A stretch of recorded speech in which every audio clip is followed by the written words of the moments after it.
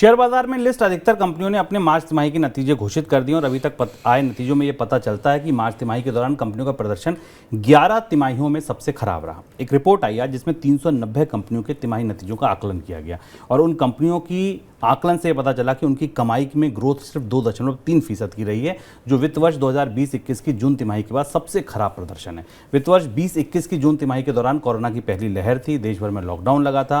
वित्त वर्ष 21-22 की मार्च तिमाही में कंपनियों की कमाई 47% से ज़्यादा बढ़ी थी, जबकि 22-23 की दिसंबर तिमाही में ग्रोथ सिर्फ 3.4% थी। सर, ये तो ओवरऑल बात हो गई, 390 कंपनियों के आकलन हो गया, लेकिन अगर हम सेक्टर स्पेसिफिक देखें तो किन सेक्टर्स में क्या प्रदर्शन देखने को मिला? शुभ मौका बिजनेस स्टैंडर्ड की एनालिसिस है और इसमें और भी इस तरीके के एनालिसिस और भी ब्रोकरेज फर्म्स ने किए। अगर सबको मिलाकर हम देखें तो भारत के कॉर्पोरेट सेक्टर से वैसी तस्वीर बिल्कुल नहीं दिखाई देती बनती हुई मुनाफों की और कंपनियों के कामकाज की, जैसी हम सामान्य रूप से सुनते या देखते चले आए हैं पिछले 2 साल के भीतर। पहली चीज़ ये कि कुछ मोटे पॉइंट समझना जरूरी है। भारत में कंपनियों का जो मुनाफा, इसमें जो ग्रॉस इंटरेस्ट जो इनका, इसमें अगर आप उन कंपनियों को आगे बाहर करते हैं जो BFSI सेक्टर से आती हैं, तो कंपनियों के मुनाफे में 9 तिमाहियों की सबसे न्यूनतम दर दिखाई दी बढ़ोतरी की। और इसकी सबसे बड़ी वजह ये, जो 2 सबसे बड़ी वजह इनके अंदर से निकलती हैं, वो एक ये कि कंपनियों की इंटरेस्ट कॉस्ट में बहुत ज़्यादा बढ़ोतरी हुई है, ब्याज दरों में बढ़ोतरी हुई है। तो पिछले 1 साल में जो ब्याज दरें बढ़ी हैं, उसका असर कंपनियों की बैलेंस शीट पर मुनाफे पर दिखाई दे रहा है। आंकड़े बताते हैं कि कंपनियों का जो इंटरेस्ट एक्सपेंस है वो करीब ईयर ऑन ईयर पिछले साल की तुलना में चौथी तिमाही में 37% से ज़्यादा बढ़ा है। यानी जो भारत में अब जो ब्याज दरों का असर है वो सीधे कंपनियों की बैलेंस शीट पर दिखाई दे रहा है और ये बढ़ोतरी 17 तिमाही की सबसे ज़्यादा है। पिछले 17 तिमाही में ब्याज के बोझ की बढ़ोतरी सबसे ज़्यादा हुई है। इसकी वजह से कमोडिटी के प्राइसेस में गिरावट का असर कम हो गया, यानी कंपनियों को ब्याज पर इतना पैसा खर्च करना पड़ा कि जो कमोडिटी प्राइसेस में कमी आई थी उसका लाभ कंपनियों की बैलेंस शीट पर नहीं दिखाई दिया और इस गिरावट का असर हमें दिखाई देता है। इसके अलावा जो बैंकिंग कंपनियाँ हैं, जो BFSI इंडस्ट्री है उनकी भी परफॉर्मेंस उतनी अच्छी नहीं रही। हालांकि बैंकिंग कंपनियों की परफॉर्मेंस आमतौर पर सामान्य उद्योगों से बेहतर रहती है, लेकिन बैंकिंग कंपनियों की परफॉर्मेंस में भी इन नतीजों के हिसाब से गिरावट आई है। उनकी कॉर्पोरेट अर्निंग स्लो डाउन दिखता है। करीब उनके नेट प्रॉफिट 13% बढ़े हैं ईयर ऑन ईयर बेसिस पर, जो पिछले तिमाही के आधार पर 2022 की जो चौथी तिमाही थी उसके हिसाब से काफ़ी कम है, क्योंकि तब हमने बैंकिंग कंपनियों के मुनाफों में करीब 70% से ऊपर की बढ़ोतरी देखी थी। नतीजे पेटीएम के भी आए। दिग्गज फिनटेक कंपनी पेटीएम की पेरेंट कंपनी 197 कम्युनिकेशन के कारोबार में अब सुधार दिख रहा है। वित्त वर्ष 22-23 की चौथी तिमाही में कंपनी के वित्तीय नतीजे उम्मीद से बेहतर रहे। इस दौरान कंपनी के घाटे में बड़ी कमी आई। कंपनी का घाटा अब सिर्फ 168 करोड़ रुपए बचा है, जो दिसंबर तिमाही में 392 करोड़ रुपए था।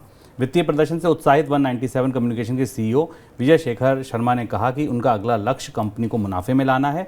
कंपनी के पास आर्टिफिशियल इंटेलिजेंस से काफ़ी कुछ प्रोडक्ट, उससे जुड़े काफ़ी कुछ प्रोडक्ट लाने के अवसर हैं। इस खबर के बाद आज पेटीएम के शेयर में ज़बरदस्त तेजी देखने को मिली। 4% से ज़्यादा उछल गया पेटीएम का शेयर।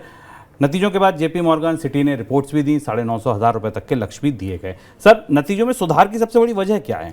फिनटेक कंपनियों के बीच में पेटीएम के नतीजे धीमे धीमे बेहतर हो रहे हैं। मुख्य रूप से पेटीएम के घाटे में काफ़ी कमी आई है, जो घटकर अब 167 करोड़ रुपए के आसपास रह गया है।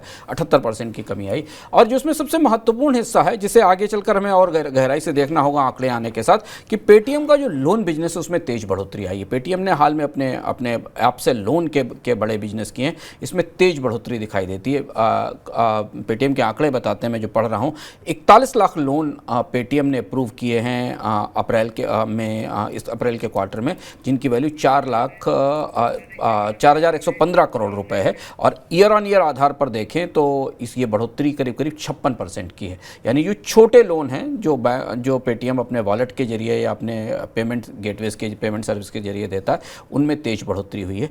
लेकिन लोन की जो वैल्यू है उसमें गिरावट आई है, उसमें 8% की कमी दिखाई दे रही है। यानी लोन के नंबर ज़्यादा बढ़े हैं, लोन की संख्या में कमी आई है। दूसरा, कंपनी ने अपने कारोबार का पुनर्गठन किया है। कंपनी का जो एवरेज मंथली ट्रांजैक्शन है यूज़र्स का, वो करीब 25% बढ़ा है अप्रैल में। इस वजह से पेटीएम के नतीजों को लेकर उम्मीद बनती दिखाई दे रही है। शुभम ने आपको बताया कि 3-4 बड़े ब्रोकरेज हाउस ने पेटीएम को ओवरवेट भी किया है, उसको होल्ड करने की भी सलाह दी है।